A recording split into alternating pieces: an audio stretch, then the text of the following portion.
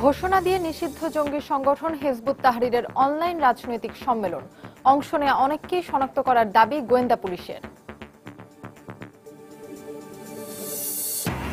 আইনের শাসনের প্রতি শেখ হাসিনার অনড় অবস্থানেই বেড়েছে জনসমর্থন, মন্তব্য আওয়ামী লীগের। আইন শৃঙ্খলা রক্ষা বাহিনীকে কাজে লাগিয়ে টিকে আছে সরকার, বলছে বিএনপি। চট্টগ্রামের বায়েজিদে মাজারে ঢুকে দুজনকে গলা কেটে হত্যা, পালানোর সময় ককটেল বিস্ফোরণ। মাজার বিরোধী উগ্রগোষ্ঠী হত্যাকাণ্ড ঘটিয়েছে ধারণা পুলিশের। হবিগঞ্জে ছাত্রী লাঞ্ছনার ভিডিও নিয়ে সামাজিক যোগাযোগ মাধ্যমে তোলপাড়ের পর অভিযুক্ত বখাটে রুহুল গ্রেফতার। শাস্তির দাবিতে নাগরিক সমাজের মানববন্ধন। এবং ব্রিটেনে অধ্যয়নরত বিদেশি শিক্ষার্থীদের ওপর নতুন ইমিগ্রেশন আইনে নেমে আসতে যাচ্ছে খড়গ। অতিরিক্ত সময় কাজ করলেই থাকবে কারাদণ্ডাদেশ।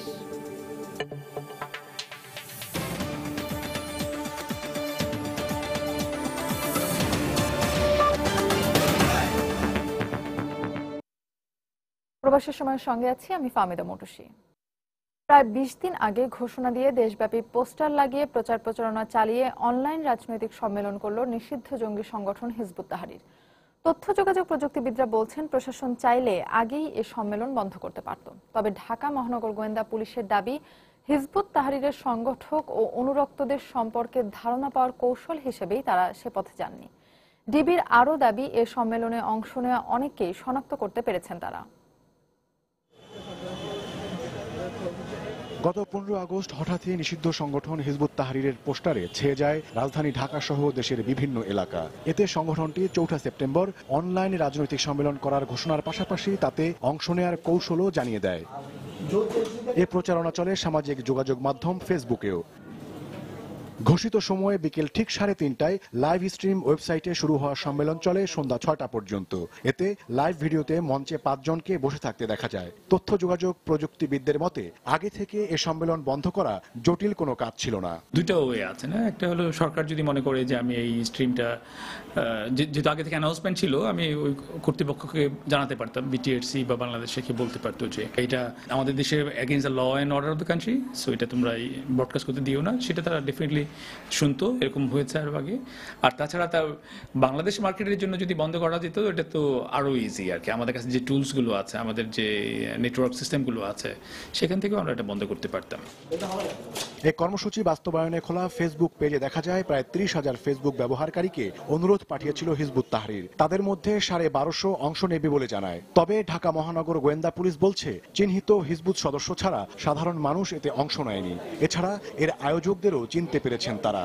আমরা কৌশলগত কারণে এটা ঠেকাতে চাইনি। আমরা দেখতে পেয়েছি যে এদের অডিয়েন্স কত তারা নক করে। আমরা দেখলাম যে আজকে মোটামুটি খুব বেশি রেসপন্স তারা পায়নি। যা রেসপন্স হয়েছে অধিকাংশই মানে ল এনফোর্সিং এজেন্সির সদস্য এবং ইন্টেলিজেন্স সদস্য, পাশাপাশি জার্নালিস্টদের একটা বড় অংশ।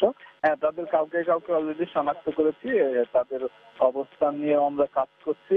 যদি সেটা ব্যর্থতা হয়, তাহলে এটা আমি বলবো যে ভবিষ্যতের জন্য আরও বড় ধরনের চ্যালেঞ্জ যারা দিতে পারে। আমাদের এই যারা যোগাযোগ ক্ষেত্রে যারা জড়িত আছে, যারা তাদের এখন থেকে তাদের ইকুইপড হওয়া উচিত, তাদের আরও বেশি করে সজাগ হওয়া উচিত। এবং তারা কেন পারে নাই, যদি না পেরে থাকে কেন পারে নাই, সেটা এখন থেকে অনুসন্ধান করে সেই পারার সক্ষমতাটা তাদের অর্জন করা উচিত। ডিবি পুলিশ আরও জানিয়েছে, এ সম্মেলনের সঙ্গে জড়িতদের বিরুদ্ধে শিগগিরই অভিযানে নামবেন তারা। ওমর ফারুক, সময় সংবাদ, ঢাকা। চট্টগ্রামের বায়েজিদে একটি মাজারে ঢুকে দুজনকে গলা কেটে হত্যা করেছে দুর্বৃত্তরা। দুপুরে জুমার নামাজের সময় হত্যাকাণ্ড শেষে পালানোর সময় এলাকাবাসী ধাওয়া করলে ককটেল বিস্ফোরণ ঘটায় দুর্বৃত্তরা। এতে 3 জন আহত হন। মাজার বিরোধী উগ্রগোষ্ঠী এই হত্যাকাণ্ড ঘটিয়েছে বলে প্রাথমিকভাবে ধারণা করছে পুলিশ। এ ঘটনায় একজনকে গ্রেফতার করা হয়েছে। বিস্তারিত জানাচ্ছেন কমল দে। শুক্রবার জুম্মার নামাজের সময় নগরীর বায়েজিদ এলাকার ল্যাংটা ফকিরের মাজারে ডাবল মার্ডারের ঘটনা ঘটে। পুলিশ জানায়, দুপুর 1:45টার দিকে রহমতুল্লাহকে গলা কেটে হত্যা করে দুর্বৃত্তরা। এই সময় খাদেম কাদের এই ঘটনা দেখে ফেললে তাকেও হত্যা করা হয়। একজন ফকির ওনার তো ওইরকম শত্রু থাকার কথা না, তো উনাকে যেহেতু মেরেছে, এখানে অন্য কোনো হয়তো ছাত্র সংসদের কিছু বিষয় থাকতে পারে। হত্যাকাণ্ড শেষে দুর্বৃত্তরা বায়েজিদ পাহাড়ের দিকে চলে যাওয়ার সময় স্থানীয় জনতা ধাওয়া করে।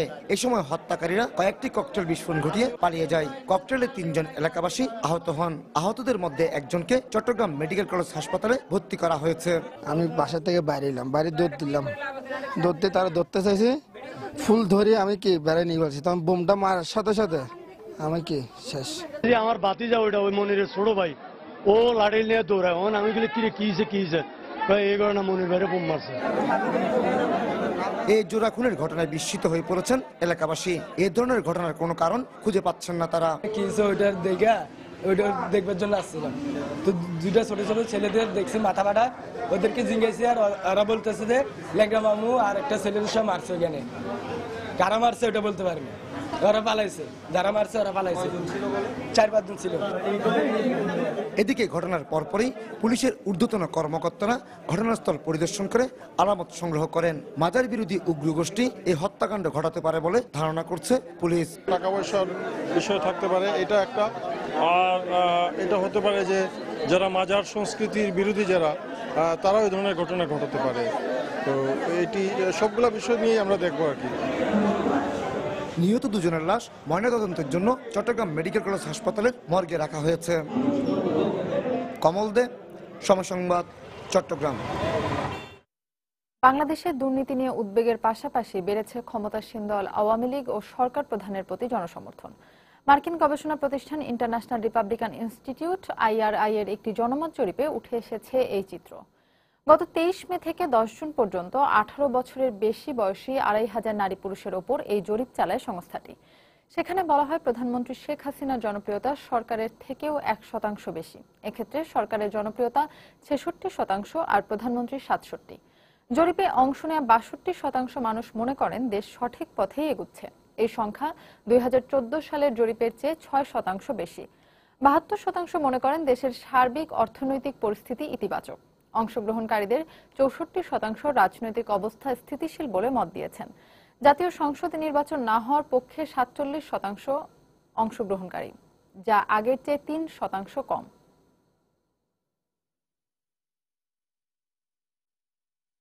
এই জরিপের বিষয়ে স্থানীয় সরকার বিশেষজ্ঞ তোফায়েল আহমেদ বলেছেন, কোন জরিপই চূড়ান্ত ফল নয়, তবে প্রতিটি জরিপ থেকেই দিক নির্দেশনা পাওয়া যায়। শুক্রবার বিকেলে সময় সংবাদকে তিনি বলেন, দেশের রাজনৈতিক প্রেক্ষাপটে জনমত জরিপের মাধ্যমে সব পক্ষকে সন্তুষ্ট করা সম্ভব নয়। কোনো জরিপে চূড়ান্ত কোনো মতামতের প্রতিধ্বনি নয়, আবার কোনো জরিপে ফেলনা নয়। প্রত্যেক জরিপেরই কোনো না কোনো একটা ইন্ডিকেশন পাওয়া যায়। তো সেই হিসেবে জরিপটাকে আমরা একটা জরিপ হিসেবে নেব এবং বিভিন্ন সময় জরিপে সরকারের জনপ্রিয়তা ওঠানামা করেই এই জরিপে ভালো মন্দ এটা সঠিক সঠিক এটা বলার কোনো কারণ নেই, কারণ তারা তাদের জরিপের ফলাফল প্রকাশ করেছে। সার্ভে এটা যদি কারো পছন্দ না হয় তখন তারা এটা নিয়ে অনেক রকমের ফাঁস করবে। এখন যদি সার্ভেটা সরকার পছন্দ হয় এটা খুব বাহবা দিবে এটাকে, কিন্তু যদি অপছন্দ হয় তখন কিন্তু এটা আর কোনো সীমা থাকবে না। এটা আইনের হাত থেকে রক্ষা পাওয়ার জন্যই বিএনপি নেত্রী বেগম খালেদা জিয়া ঐক্যের রাজনীতির আহ্বান জানাচ্ছেন বলে মন্তব্য করেছেন খাদ্যমন্ত্রী অ্যাডভোকেট কামরুল ইসলাম। শুক্রবার সকালে সেগুনবাগিচার শিল্পকলা একাডেমিতে আয়োজিত এক আলোচনা সভায় তিনি আরও বলেন, মার্কিন গবেষণা প্রতিষ্ঠান ইন্টারন্যাশনাল রিপাবলিকান ইনস্টিটিউটের গবেষণায় সরকারের প্রতি জনগণের সমর্থনের যে চিত্র উঠে এসেছে তা আইনের শাসনের প্রতি জননেত্রী শেখ হাসিনার অনড় অবস্থানের কারণেই সম্ভব হয়েছে। IRI তাদের একটা জরিপ প্রকাশিত হয়েছে বাংলাদেশের বর্তমান সরকারের উপর। আগে শেখ হাসিনার প্রতি সমর্থন ছিল 56% মানুষের। সমস্ত প্রতিবন্ধকতার পরেও আজকে বাংলাদেশের মাননীয় প্রধানমন্ত্রী জননেত্রী শেখ হাসিনার প্রতি সমর্থন 56% থেকে বেড়ে আজকে 62% হয়েছে, 6% বেড়েছে। আজকে তো পত্রপত্রিকায় আজকে সত্য উদ্ভাসিত হয়েছে ডক্টর ইউনূসের ষড়যন্ত্র, কিভাবে ষড়যন্ত্র হয়েছিল এই পদ্মা সেতুর বিরুদ্ধে। এটাও এই জরিপে উঠে এসেছে যে আজকে দেশের যে উন্নয়ন যে হচ্ছে আশাব্যঞ্জক। ঘটনা ঘটছে ঠিকই, কিন্তু সরকার কঠোর হস্তে সেইগুলো দমন করার চেষ্টা করছে। সুস্থ রাজনীতির থেকে দূরে সরে গিয়ে সন্ত্রাসের রাজনীতিতে যারা লিপ্ত হয়েছিল তাদেরকে কোনো অবস্থাতেই তাদেরকে রেহাই দেওয়া হবে না। আপনি বিচারের মুখোমুখি হয়েছেন বলেই আজকে এত নরম সুরে এত কাকুতি মিনতি করছেন। আসুন ঐক্যের রাজনীতি করি, ভেদাভেদ সব ভুলে যাই, কত ভালো ভালো কথাবার্তা। এই সুবচন কোথায় ছিল এতদিন? পেট্রোল বোমা বানানোর মাল মশলা আপনারা যোগান দিয়েছেন, পরিকল্পনা আপনারা করেছেন, কাউকে ছাড় দেওয়া হবে না, পরিষ্কার কথা। এদিকে বিএনপি চেয়ারপারসনের উপদেষ্টা ও সুপ্রিম কোর্ট বার অ্যাসোসিয়েশনের সভাপতি অ্যাডভোকেট খন্দকার মাহবুব হোসেন বলেছেন, বর্তমান সরকারের কোনো জনসমর্থন নেই, আইন শৃঙ্খলা রক্ষা বাহিনীর উপর নির্ভর করেই তারা টিকে আছে। শুক্রবার দুপুরে চট্টগ্রাম মেট্রোপলিটন সাংবাদিক ইউনিয়ন কার্যালয়ে তারেক রহমানের কারামুক্তি দিবস উপলক্ষে আয়োজিত সভায় তিনি বক্তব্য রাখেন। সরকার অবৈধভাবে ক্ষমতায় থাকার জন্য নীল নকশা করে সমস্ত প্রতিষ্ঠানগুলি দলীয়করণ করেছে। আমরা চ্যালেঞ্জ দিয়ে বলতে পারি, আজকে যদি আইন শৃঙ্খলা বাহিনী এক মুহূর্তের জন্য তাদের পেশাগত দায়িত্ব পালনে রত হয়, কোন বিশেষ সরকারি দলকে ক্ষমতায় রাখার জন্য যদি তারা নিয়োজিত না থাকেন, তাহলে বাংলার জনগণ দেখিয়ে দেবে স্বাধীনতা কাকে বলে। প্রবাসের সময় আরো থাকছে, আর কোন মুসলিম শরণার্থীকে আশ্রয় দেবে না হাঙ্গেরি, ইইউ দেশগুলোকে ভাগ করে নেওয়ার আহ্বান জার্মান চ্যান্সেলরের। এবং 5 জাতি শারীরিক প্রতিবন্ধী ক্রিকেট টুর্নামেন্টে দুর্দান্ত সূচনা বাংলাদেশের। বিকেএসপিতে ইংল্যান্ডকে 14 রানে হারিয়েছে স্বাগতিকরা।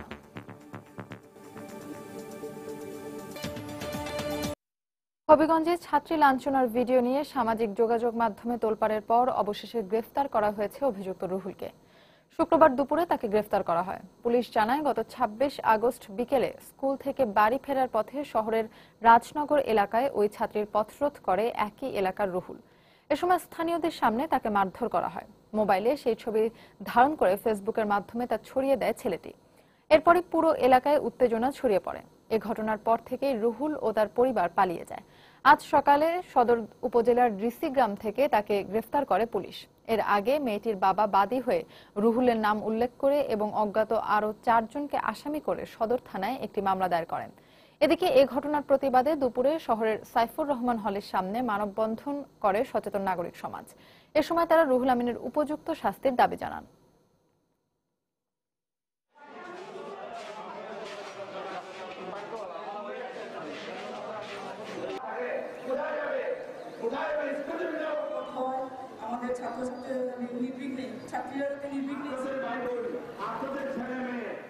ফ্রেন্ডের ভাই ওরে গিয়া মারছে, ওর বোনের পিছনে লাগে দীক্ষা।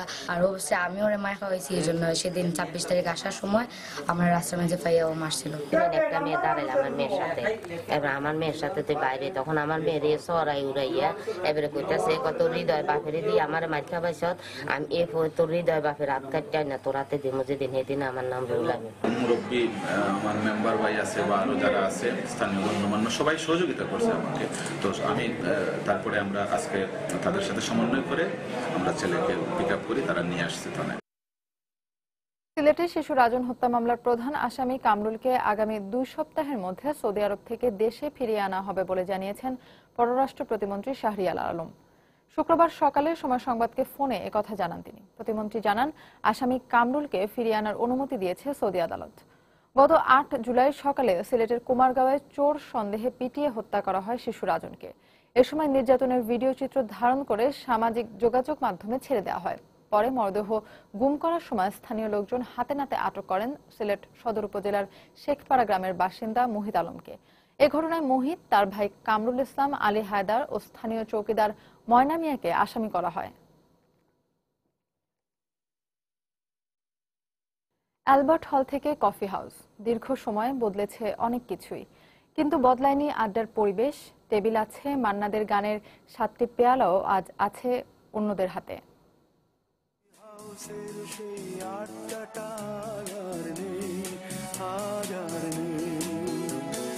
কোথায় হারিয়ে গেল সোনালি বিকেলগুলো, সেই আজ আর নেই। লা লা লা লা লা লা লা লা লা লা লা লা। অনেক আন্দোলন সংগ্রামের সূতিকাগার কলকাতার কফি হাউস নিয়ে রিপোর্ট থাকছে সংবাদের শেষাংশে। দেখার আমন্ত্রণ রইল। আওয়ামী লীগ সরকার প্রতিহিংসার রাজনীতিতে বিশ্বাস করে না বলে মন্তব্য করেছেন বাণিজ্যমন্ত্রী তোফায়েল আহমেদ। শুক্রবার সকালে ভোলায় মেঘনার ভাঙন কবলিত এলাকা পরিদর্শন শেষে একথা বলেন তিনি। এ সময় তিনি বলেন, বিএনপি অহেতুক হরতাল অবরোধ করে বিশ্বে বাংলাদেশের সুনাম ক্ষুণ্ণ করেছে। হরতাল অবরোধ করে খালেদা জিয়া কি পেয়েছেন? তিনি শূন্য হাতে ঘরে ফিরে গেছেন। কিন্তু অনেক মা ছেলেরা হয়েছে, অনেক বোন স্বামীরা হয়েছে, নিষ্পাপ শিশু পেট্রোল বোমায় দগ্ধ হয়ে মৃত্যুবরণ করেছে। খালেদা জিয়া তাদেরকে দেখতে যান নাই। তিনি অহেতুক ৯২ দিন সন্ত্রাস, নাশকতা, জঙ্গি তৎপরতা চালিয়ে আমাদের ব্যবসায়ীদের ক্ষতি করেছেন, আন্তর্জাতিক বিশ্বের সুনাম ক্ষুণ্ণ করেছেন এবং মানুষের জীবন ছিনিয়ে নিয়ে গেছেন। সিলেটের শাহজালাল বিজ্ঞান ও প্রযুক্তি বিশ্ববিদ্যালয়ের শিক্ষার্থী ও গণজাগরণ মঞ্চের কর্মী শাহরিয়ার মজুমদারের লাশ ময়না তদন্ত শেষে দুপুরে পরিবারের কাছে হস্তান্তর করা হয়েছে। তবে তার এই মৃত্যু স্বাভাবিক নয় বলে দাবি সহপাঠী ও শিক্ষকদের। বৃহস্পতিবার রাতে নগরীর সুরমা আবাসিক এলাকার একটি মেস থেকে তার ঝুলন্ত লাশ উদ্ধার করা হয়। ইকরামুল কবিরের রিপোর্ট। বন্ধুরা জানায়, বৃহস্পতিবার সন্ধ্যায় বাসায় ফেরার পর অনেক ডাকাডাকির পরও সারা মেলেনি শাহরিয়ারের। পরে ঘরের ভেন্টিলেটর ভেঙে জানালার সাথে ঝুলে থাকতে দেখে তারা এক পর্যায়ে ঘরের দরজা ভেঙে শাহরিয়ারের মৃতদেহটি উদ্ধার করা হয়। ভেন্টিলেটর ভেঙে ভিতরে টর্চ দিয়ে দেখার চেষ্টা করলো, পরে দেখা গেল যে জানালার গ্রিলের সাথে ঝুলে আছেন। তো ওইটুক উচ্চতায় তো ঝুলে সুইসাইড করা সম্ভব না। হত্যার হুমকি ওটা অনেক আগে গণজাগরণ মঞ্চের সময়ে ওনার কাছে কাফনের কাপড় পাঠানো হয়েছিল। শাহরিয়ার মজুমদার শাহজালাল বিজ্ঞান ও প্রযুক্তি বিশ্ববিদ্যালয়ের আর্কিটেকচার বিভাগের শেষ বর্ষের ছাত্র ছিল। শত হাস্যোজ্জ্বল উদ্যমী এই শিক্ষার্থীর এইভাবে মৃত্যু সহজভাবে নিতে পারছেন না কেউই। শাহরিয়ার গণজাগরণ মঞ্চ 2013 সালের ফেব্রুয়ারি থেকে সে অ্যাক্টিভ ছিল এবং শাহজালাল ইউনিভার্সিটিতে একজন অন্যতম সংগঠক ছিল গণজাগরণ মঞ্চের। সার্চ থেকে যারা আসতো তাদেরকে নিয়ে আসতো। শাহরিয়ারের যে মানে ব্যক্তিগতভাবে যে তার স্ট্রংনেস যেটা ছিল আর কি, সেই জায়গাটা সেটার সাথে যদি এটা বলা হয় আত্মহত্যা, তাহলে সেটা আসলে মেনে নেওয়া যাচ্ছে না। আবার হত্যা বললেও সেটাও কারণ অনুসন্ধান করা দরকার। হাসি খুশি ছেলে কেন এইভাবে সুইসাইড করবে? এটাও সত্যি যে সে খুব ছিল, সব রকম পজিটিভ জিনিস, গণজাগরণ মঞ্চ, মুক্তিযুদ্ধ, আমাদের ইউনিভার্সিটিতে বিশাল একটা আলপনা আঁকা হয়েছিল। সে আলপনা আঁকার সময় সে একটা খুব গুরুত্বপূর্ণ ভূমিকা রেখেছিল। কষ্টটা আমাদের অনেক বেশি আসলে। সে তো বড় সড়ো একটা ছেলে, কিন্তু যেখান থেকে সে সুইসাইড করার জন্য একটা বেল্ট দিয়ে বেঁধেছে, সে জায়গাটা খুবই নিচু, তাই না? কাজেই জানালা গ্রিল থেকে দেখে আমাদেরও সন্দেহ হয়, আমাদের মনে হয় যে কি ব্যাপার, এটা কেমন করে হলো। তবে ছেলের এই মৃত্যুকে মেনে নিয়ে কারো উপর কোনো অভিযোগ নেই বলে জানান শাহরিয়ারের চাচা। কিভাবে ওর মৃত্যু হয়েছে সে উপরওয়ালাই জানেন, আমরা জানি না। আমরা কাহাকেও দোষী করি না, কাহার প্রতি কোনো সন্দেহ নাই। এই ঘটনায় তদন্ত শুরু করেছে পুলিশ। আমি হত্যাকাণ্ড তো বলতে পারবো না। মৃত্যুর সঠিক কারণ নির্ধারণের জন্য আমরা এই মর্গে প্রেরণ করছি, শুরুতাল রিপোর্ট প্রস্তুত করা হয়েছে এবং ময়নাতদন্ত সম্পন্ন হয়েছে। আমার রিপোর্ট না আসা পর্যন্ত আমি এই ব্যাপারে কোনো কিছু বলতে পারবো না। দুপুরে লাশ ময়নাতদন্তের পর হস্তান্তর করা হয় পরিবারের কাছে। এ সময় কান্নায় ভেঙে পড়েন স্বজন ও সহপাঠীরা। ইকরামুল কবির, সময় সংবাদ, সিলেট। এবার প্রবাসের খবর। ব্রিটেনের নতুন ইমিগ্রেশন আইনে খড়গ নেমে আসতে যাচ্ছে অধ্যয়নরত বিদেশি শিক্ষার্থীদের উপর। এবছরের শেষ দিকেই এই বিলটি পার্লামেন্টে তোলা হচ্ছে। প্রস্তাবিত এই আইনে বিদেশি শিক্ষার্থীরা অনুমোদিত সময়ের অতিরিক্ত কাজ করলে 6 মাসের কারাদণ্ডাদেশের আওতায় আসবে। সাজা শেষে তাদের যার যার দেশে পাঠিয়ে দেওয়ারও বিধান থাকছে। লন্ডন প্রতিনিধি শোয়েব কবিরের রিপোর্টে বিস্তারিত। কনজারভেটিভ পার্টি এককভাবে ক্ষমতায় আসার পর ইমিগ্রেশন নীতিমালায় একের পর এক কঠোর পরিবর্তন আনছে। অবৈধ অভিবাসীদের পাশাপাশি এসব কঠোর আইনে শিকার হতে যাচ্ছে ব্রিটেনে পড়তে আসা বাংলাদেশি সহ হাজার হাজার ইউরোপীয় শিক্ষার্থী। ব্রিটেনের প্রচলিত আইন অনুযায়ী কোনো বিদেশি শিক্ষার্থী সপ্তাহে সর্বোচ্চ 20 ঘন্টা কাজ করতে পারে। এর অতিরিক্ত সময় কাজ করার জন্য জেল জরিমানার বিধানও থাকবে নতুন আইনে। ফর এক্সাম্পল, স্টুডেন্টদের সবচেয়ে বেশি ওয়ার্ক রাইট হচ্ছে 20 ঘন্টা।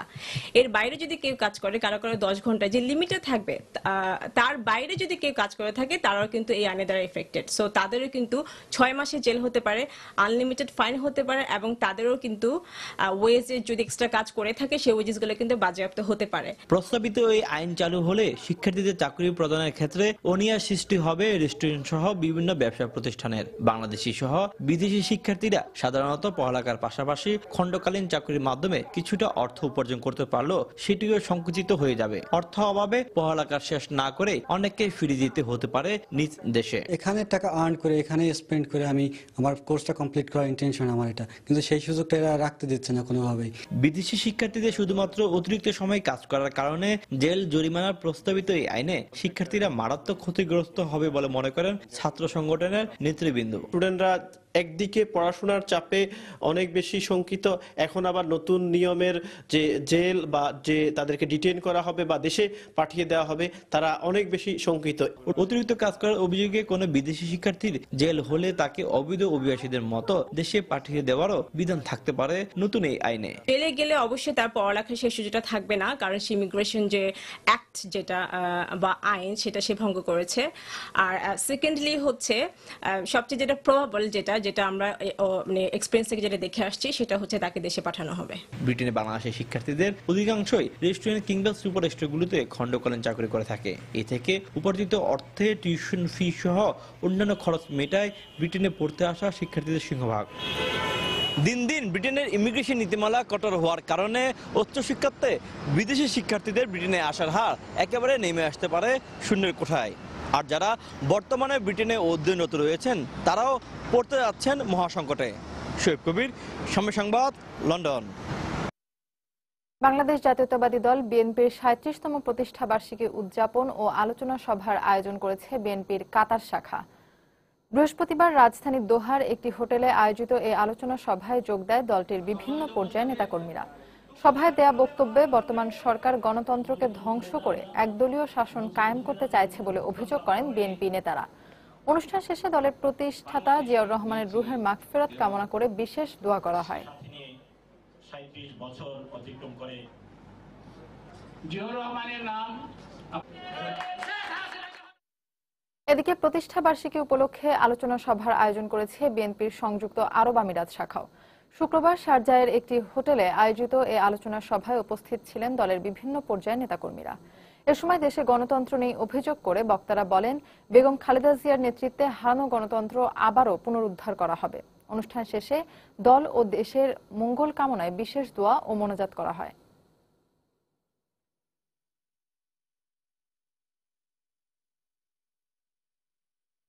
নিউ ইয়র্কে শুক্রবার পালিত হয় জাতীয় কবি কাজী নজরুল ইসলামের ৩৯তম মৃত্যুবার্ষিকী। স্টোরিয়া ক্লাবে আয়োজিত আলোচনা সভায় কবিকে স্মরণ করে নজরুল একাডেমি এবং কবির স্মৃতির প্রতি শ্রদ্ধা নিবেদন করেন শিল্পী ইয়াসমিন মুশতারি। সংগঠনের সভাপতি সৈয়দ টিপু সুলতানের সভাপতিত্বে আলোচনা সভায় আরও অংশ নেন সঙ্গীতজ্ঞ মুত্তালিব বিশ্বাস, সাংবাদিক মঈনুদ্দিন নাসের, ব্যাংকার আব্দুল মালিক ও ছড়াকার শাহ আলম দুলাল সহ আরও অনেকে। কারণ নজরুলকে তো শুধু বিজয়, ব্ল্যাক আউট ইত্যাদিতে জাতীয় কবির ৩৯তম মৃত্যুবার্ষিকীতে আলোচনা সভার আয়োজন করেছে প্রবাসী সাংবাদিক ফোরামের সৌদি আরব শাখা। রিয়াদে আয়োজিত এই আলোচনা সভায় কবি নজরুলের বৈচিত্র্যময় জীবনের নানা দিক তুলে ধরা হয়। ব্রিটিশ বিরোধী আন্দোলন থেকে শুরু করে সকল গণতান্ত্রিক প্রেক্ষাপটে কবি নজরুলের লেখনী শক্তিশালী ভূমিকা পালন করেছে বলে উল্লেখ করেন বক্তারা। আলোচনা শেষে বিশেষ দোয়া ও মোনাজাত করা হয়।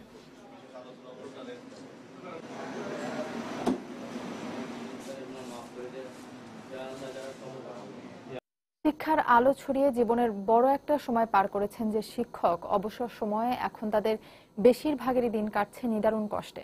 সারা জীবনের একমাত্র আর্থিক অবলম্বন পেনশনের টাকা পেতে বেসরকারি এই শিক্ষকদের দিনের পর দিন ধর্ণা দিতে হয় ব্যানবেইস ভবনে। নানা জটিলতা কাটিয়ে সৌভাগ্যবান দু একজন শেষমেশ টাকা পেলেও অনেকের কপালে জীবদ্দশায় জোটে না অবসর ভাতা। শিক্ষা সচিব জানালেন, পর্যাপ্ত বরাদ্দ না থাকার কারণেই এ সংকট। তবে শিগগিরই এ সমস্যার সমাধানের উদ্যোগ নেওয়া হবে বলেও আশ্বাস দিলেন তিনি। পেনশন নিয়ে সাদিয়া আফরিনের 2 পর্বের রিপোর্টের আজ থাকছে প্রথম পর্ব। বছরখানেক আগে একমাত্র ছেলে আর কিছুদিন আগে স্বামী হারানো হাসিনা আক্তারের এখন প্রতিদিন কাটে এই স্মৃতিগুলো নিয়ে। স্বামী কাঞ্চন হোসেন ছিলেন রাজধানীর বেসরকারি একটি স্কুলের সিনিয়র শিক্ষক। সীমিত আয়ে কোনো রকমে সংসার চালানো মানুষটা মৃত্যুকালে রেখে যেতে পারেননি কিছুই, কেবল ওই পেনশনের টাকা ছাড়া। কিন্তু মৃত স্বামীর সেই প্রাপ্যটুকু পেতেই বিড়ম্বনার যেন শেষ নেই হাসিনা আক্তারের। মন্ত্রীদের কাছে গেছি, সবার কাছে গেছি, কিন্তু টাকা এখনো পাইনি। 2 মেয়ে নিয়ে আসি, বেঁচে আছি। একই হাল অবসরে যাওয়া বেসরকারি শিক্ষা প্রতিষ্ঠানের বেশিরভাগ শিক্ষক পরিবারের। অবসরে যাওয়ার পর এই ভাতার জন্য দিন গুনে গুনে নানা রোগে শোকে ভুগে পৃথিবী ছেড়ে চলে গেছেন অনেকে। আর যারা বেঁচে আছেন তাদের অবস্থা আরো করুণ। নেই কোনো সুসংবাদ, তারপরও ভেজা চোখে এই অস্থির পায়চারি। কুশল জানতে চাইলে একটু ক্ষোভ নিয়েই জানালেন নিজেদের দুরবস্থার কথা। তারা আমাকে বলে এখন হবে না, আরো কিছুদিন সময় লাগবে। কি সময় লাগবে, কতদিন লাগবে, এটা আমাকে কিছু বলে না।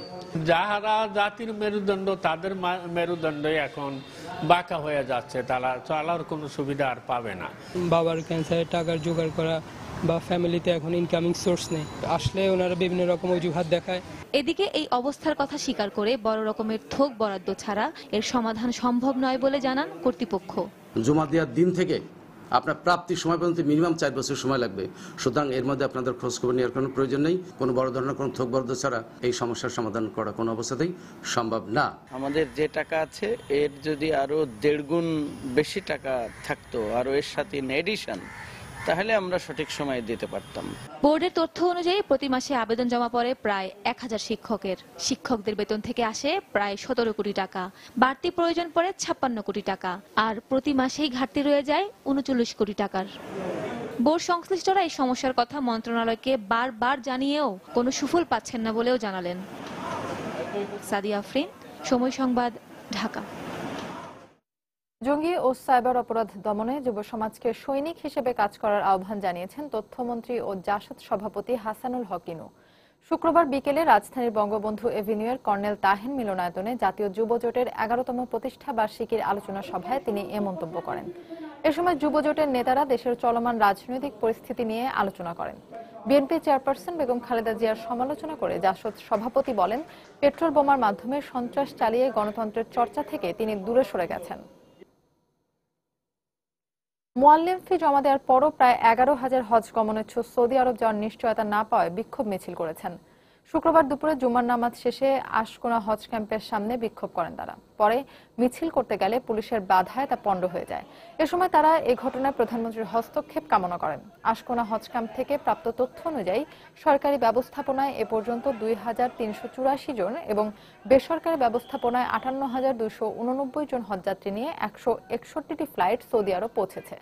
এদিকে ফ্লাইটের শিডিউল বারবার পরিবর্তন করা এবং কিছু ট্রাভেল এজেন্সির বিরুদ্ধে অনিয়মের অভিযোগ তুলেছেন অনেক হজযাত্রী।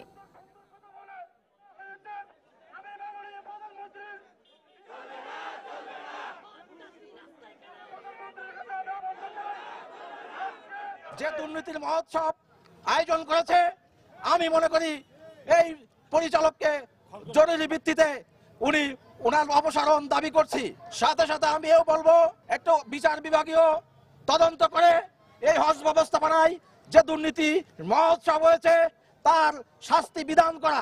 সরকারের উচ্চ মহল থেকে সব ধরনের প্রচেষ্টা নিয়েছে এবং নিয়েছিল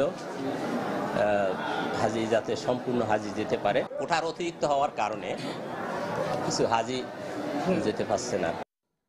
পর্দা উঠল গঙ্গা যমুনা নাট্য ও সাংস্কৃতিক উৎসবের। দুই বাংলার সাংস্কৃতিক অঙ্গনকে আরও সমৃদ্ধ করার লক্ষ্যে শুক্রবার সন্ধ্যা থেকে জাতীয় নাট্যশালায় শুরু হয় এই নাট্যোৎসব। ওপার বাংলার কিংবদন্তি অভিনেতা সৌমিত্র চট্টোপাধ্যায় ও এপারের খ্যাতনামা অভিনেত্রী ফেরদৌসী মজুমদার উৎসবের উদ্বোধন করেন। এতে বাংলাদেশ ও ভারতের পশ্চিমবঙ্গের মোট 17টি নাটকের দল অংশ নিচ্ছে।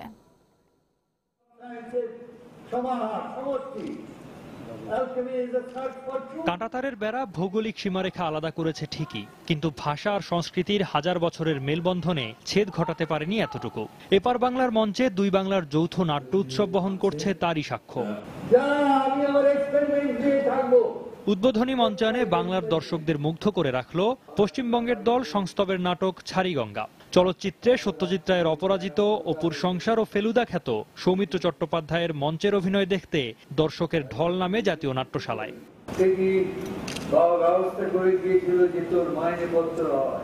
এর আগে উদ্বোধন অনুষ্ঠানে বক্তারা বলেন, এই আয়োজনের মধ্য দিয়ে ভৌগোলিক সীমানা অতিক্রম করে আবহমান বাংলা সংস্কৃতির পথচলা আরো সমৃদ্ধ হবে। এই চর্চাটা যত বেশি হবে তত বেশি দুটো দেশই সর্বক্ষেত্রে কিছু না কিছু উপকৃত হবে। সংস্কৃতির সর্ব বিষয়ে আমাদের এত মিল, সেই মিলের কথা ছাড়াও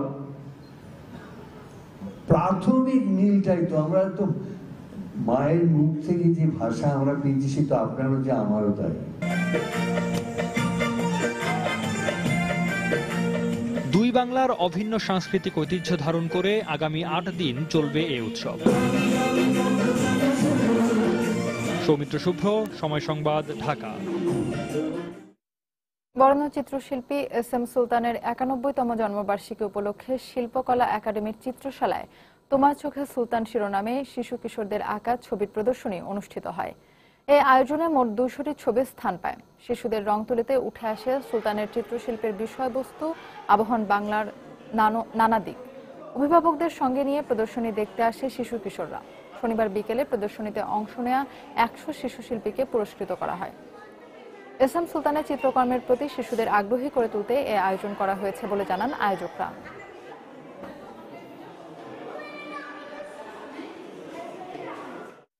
আন্তর্জাতিক প্রসঙ্গ। হাঙ্গেরি আর কোনো মুসলিম শরণার্থীকে আশ্রয় দিতে চায় না বলে জানিয়ে দিয়েছেন দেশটির প্রধানমন্ত্রী ভিক্টর অরবান। বৃহস্পতিবার ব্রাসেলসে ইউরোপীয় ইউনিয়নের সম্মেলনে অভিবাসী সংকটের মূলে জার্মানিকে দায়ী করে তিনি বলেন, ইউরোপে অভিবাসন প্রত্যাশীরা মূলত জার্মানিতেই যেতে চায়। এদিকে 2 লাখ অবৈধ অভিবাসীকে পুনর্বাসন করতে ইইউ নেতাদের প্রতি আহ্বান জানিয়েছে জাতিসংঘ।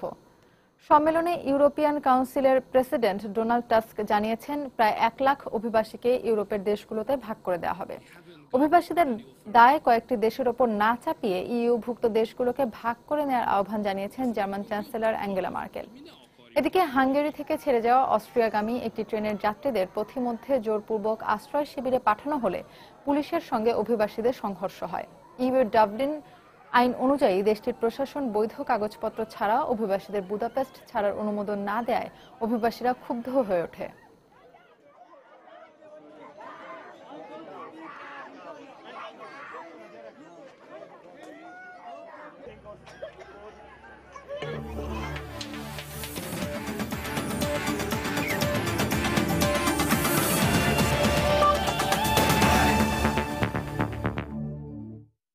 আইসিআরসি শারীরিক প্রতিবন্ধী ক্রিকেট টুর্নামেন্টের খবর।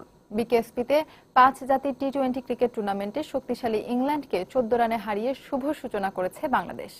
আগে ব্যাট করে 8 উইকেটে 117 রান করে আলম খানের দল। জবাবে নির্ধারিত 20 ওভারে 7 উইকেটে 103 রানে থামে ইংল্যান্ড। টস হেরে ব্যাট করতে নেমে শুরুতেই শামীমের উইকেট হারায় বাংলাদেশ। ব্যক্তিগত 4 রানে আউট হন তিনি। এরপর মনিরুজ্জামান 14 রানে আউট হলেও অপূর্ব কুমার ও অধিনায়ক আলম খানের ব্যাটে এগিয়ে যেতে থাকে বাংলাদেশ। আলম 19 ও অপূর্ব 22 রানে আউট হন।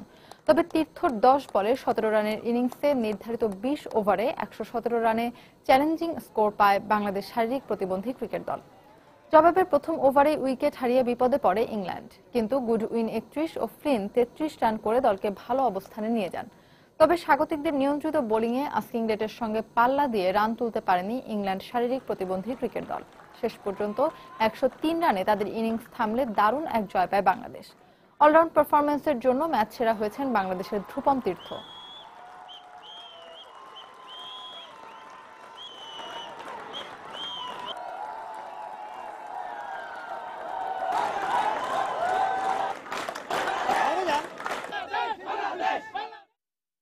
এলবার্ট হল থেকে কফি হাউস, মাঝে 140 বছর চলে গেছে। আন্দোলন সংগ্রামে পাল্টে গেছে অনেক ইতিহাস, পরিবর্তন এসেছে ভৌগোলিক সীমারেখাতেও। তারপরও দীর্ঘ যাত্রাপথে কফি হাউসের আড্ডায় আসেনি মলিনতা। চাকচিক্য নেই আগের মতো, নেই সেই আগের চরিত্রগুলো, কিন্তু বাঙালিদের আড্ডার যে রূপ তা আজও ধরে রেখেছে এই কফি হাউস। সুব্রত আচার্যকে সঙ্গে নিয়ে কলকাতার কফি হাউস ঘুরে এসে সাখাওয়াত টিপুর ক্যামেরায় বিস্তারিত জানাচ্ছেন কমল দে।